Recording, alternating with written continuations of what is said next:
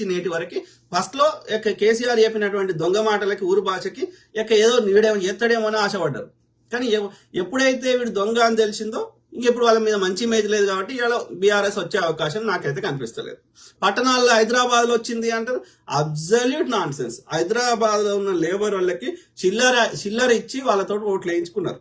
As simple as that. Okay, అంటే నేను చెప్తున్నా, పట్టణాల్లో అయినా పల్లెటూరులో అయినా కాంగ్రెస్ వాడు బలమైన అభ్యర్థికి 4 పైసల పరంగా గట్టిగుండి ఇంతో అంతో అక్కడ నియోజకవర్గంలో మంచి పేరున్నోనికి ఈ కులం చూడకుండా టికెట్ ఇస్తే కాంగ్రెస్ పార్టీకి దాదాపు 80% నుంచి 90% సీట్లు అన్ని కాంగ్రెస్ కే వస్తాయి. పట్టణాల్లో అయినా సరే పల్లెటూరులో అయినా సరే.